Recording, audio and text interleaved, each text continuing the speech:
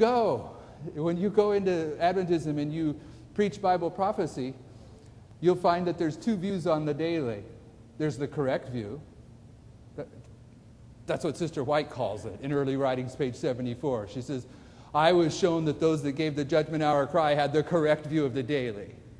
All you have to do is go back and look at the history of those people that gave the judgment hour cry, and the daily represented paganism. Okay? But today we teach that the daily represents Christ's sanctuary ministry. So when you go into Adventism and you're teaching Bible prophecy and you deal with the daily, generally, most people are going to tell you, hey, I think the daily is Christ's sanctuary ministry, especially when you're dealing with the theologians and the pastors. Okay, they think it's Christ's sanctuary ministry, and they're going to give you all the reasons that they think that the daily is Christ's sanctuary ministry. But if you go into the 1950s, the early 1950s, there's a man that gathered together all the arguments on why the daily is Christ's sanctuary ministry and why the pioneers were wrong. And he put together this article. It's about 10, 12 pages long. His name's Leroy Froom.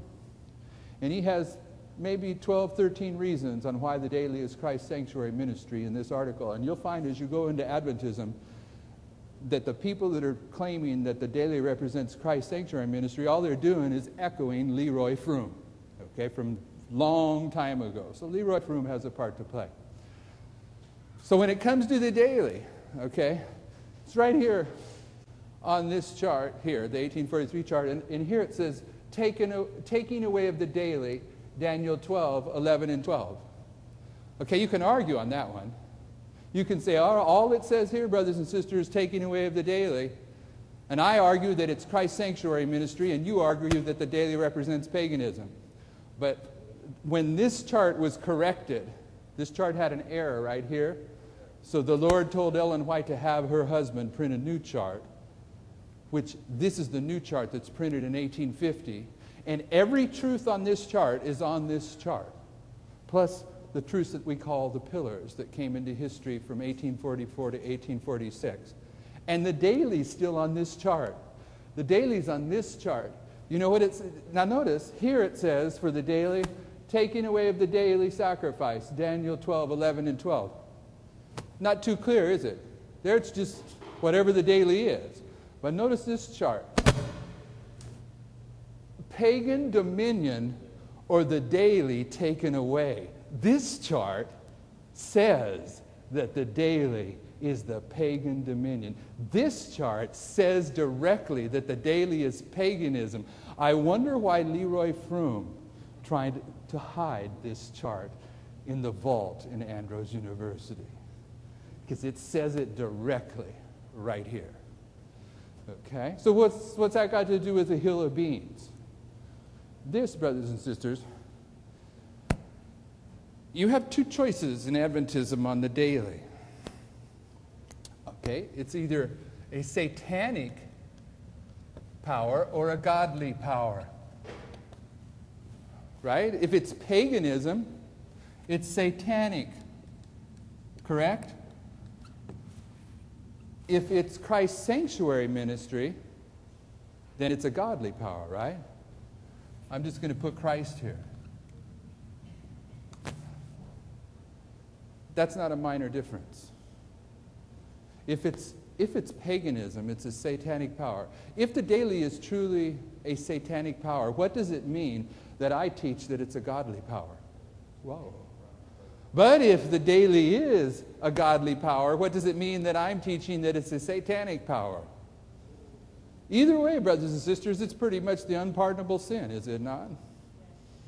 I mean, isn't that the unpardonable sin? When you can't recognize the difference between Christ and Satan and you assign the work of Christ as Satan or vice versa? So this is not a minor difference. You with me? It's not a minor difference. Paganism, one of the roles in Bible prophecy is that paganism places the papacy on the throne of the earth in 538. You follow me? It was the 7 European kings of Daniel 7 that pluck up the 3 horns and place the papacy on the throne of the earth, right? You with me?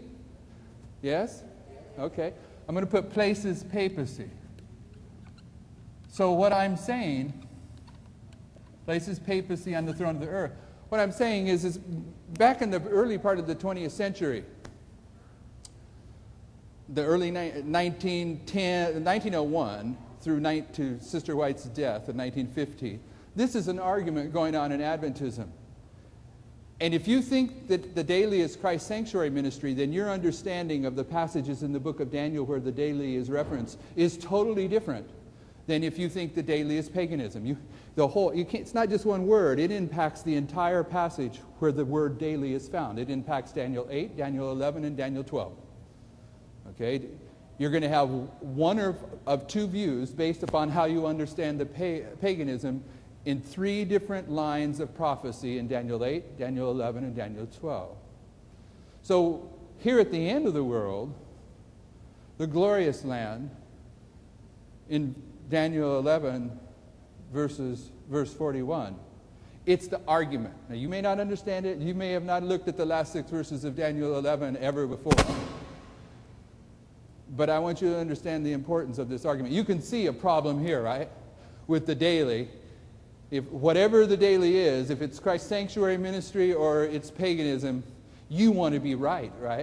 You don't want to be calling Christ Satan, and you don't want to be calling Satan Christ. Okay, same thing with the glorious land. All right, same thing. It's the same thing. The glorious land is the United States of America, the USA, that places the papacy on the throne of the earth. Does it not? Does not the United States place the papacy on the throne of the earth? The other argument on the glorious land is it's a Seventh-day Adventist church. This is what the General Conference teaches. This is what most of the self-supporting ministries in Adventism teach, is that the glorious land is the Seventh-day Adventist church. If it's a Seventh-day Adventist church, it's a godly power. If it's the United States, and it is, then it's a satanic power, because it's marking the time in the history of the United States where they're placing the papacy on the throne of the earth. The daily paganism is prefiguring the role of the United States. So this argument about the glorious land, it has the same consequences, identical consequences, as the argument of the daily. If the glorious land is the United States of America, then it's a satanic power. And if you're saying it's the Seventh-day Adventist Church, then you're saying that a satanic power is a godly power. You follow me? Okay, so I don't think it's an accident. I think this is the alpha of prophetic error in Adventism, and this is the omega of prophetic error. I'm not saying the alpha apostasy and the omega apostasy. I'm saying this is the beginning. Alpha is the first letter in the Greek alphabet. This is the beginning prophetic error in Adventism, and this is the last, and they're identical. They're identical. So, pardon me? The end from the beginning. Jesus illustrates the end from the beginning. So now I want to go through several points. Before we look at verse 41, several points on why the glorious land in verse 41 is the United States. And there are many. Okay? I'm on page 27. Let's start by reading verse 41 of Daniel 11. He, that's the king of the north, the papacy, he shall enter also. He's just taken the Soviet Union in 1989. He shall enter also into the glorious land, and many shall be overthrown. You notice I didn't say countries, because that word's supplied. Many shall be overthrown. Many Seventh-day Adventists are overthrown at the Sunday law in the United States. But these shall escape out of his hand, even Edom and Moab and the chief of the children of Ammon. The Sunday law in the United States, the Seventh-day Adventist is purified. The majority of us receive the mark of the beast. The minority of us receive the seal of God, at which point we fulfill Revelation 18:4, which says, "Come out of her, my people." And the people that come out at that point are people that have formerly been in the hand of the papacy. They've been in modern Babylon, and modern Babylon is a threefold enemy: the beast, the dragon, and the false prophet. And Daniel here is representing modern Babylon with a threefold enemy of Edom, Moab, and the chief of the children of Ammon. They come out of the grasp of the papacy at the Sunday law. But why is the glorious land the United States? Argument number one, glorious. The word glorious itself means in sense of prominence. This is in your notes, all right? If you teach that the glorious land is the United States, then the United States is glorious. The United States is the most prominent country on planet Earth. There's no more prominent country in the world than the United States. You can argue about China. My brothers and sisters, look at the statistics. China already is on the brink of collapse. And you know, you can listen to these worldly philosophers. You know that China isn't going to surpass the United States because Bible prophecy says the United States is the power that forces the entire world to bow to Rome. The United States stays in the ascendancy all the way to the end. Okay? The fact that China is growing is simply telling you you're real close to the end. China doesn't have enough time to surpass the United States. The most prominent country in the world is the United States. Whereas, if you believe that the glorious land is the Seventh-day Adventist Church, Seventh-day Adventist Church is not the most prominent church in the world. You ever seen any worldly magazines with the Dalai Lama on the front cover? Well, yeah. You ever seen any worldly magazines with the Pope on the front cover? Yeah. You ever seen any worldly magazines with the President of the General Conference of the Seventh-day Adventist Church on the front cover? Nope. It's not the most prominent church. And the word glorious means in sense of prominence. Okay, that's just one argument. The word, glorious. Daniel's usage, all right? Daniel has used the expression glorious land prior to verse 41. If you go to Daniel 11, verse 16, it says,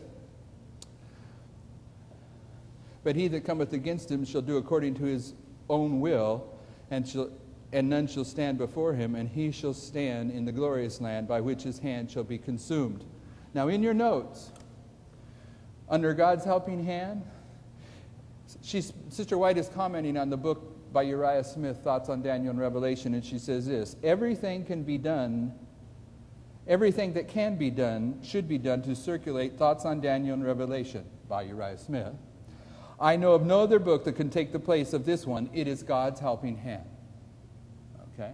You may not understand it, but there's been an attack on Uriah Smith's book since the 1900s. Why was there an attack on this book? Why isn't this book prominent in Adventism anymore? We don't know. Okay, 100 years ago, here's my point. 100 years ago, the Adventists were using Thoughts on Daniel and Revelation constantly. We don't use it anymore. We've been taught either directly or by inference, it's got problems. Why is that? Do you know why that is? It's because he upholds the pioneer view of the daily in that book. And they were seeking to get rid of that book when they changed the understanding of the daily from paganism to Christ's sanctuary ministry. But Sister White says that that book is God's helping hand. And when you go to that book, and he comments on Daniel 11, verse 16, identifying the glorious land, here's what he says. This is his commentary on verse 16. "After putting an end to the war, Pompey demolished the walls of Jerusalem, transferred several cities from the jurisdiction of Judea to that of Syria, and imposed tribute on the Jews. For the first time, Jerusalem was by conquest placed in the hands of Rome. That power was to hold the glorious land in its iron grasp till it had utterly consumed it." Uriah Smith is saying that the glorious land of Daniel 11, verse 16, is the land of Palestine. He's not talking about the church being conquered here. He's talking about the land of Palestine. Of course, here, this is the land of Palestine before the cross. So it's the literal glorious land. We're talking about the glorious land in verse 41 that's after the time period of the cross. We're talking about the spiritual glorious land. The Lord gave a land of milk and honey to ancient Israel, and he gave a land of milk and honey to spiritual Israel. Who's spiritual Israel? Seventh-day Adventist Church. Why did he give a land of milk and honey to ancient Israel and modern Israel? In order that they'd have the financial ability to carry the gospel to the world. He didn't put them in an impoverished country. He put them in a country that was flowing with milk and honey,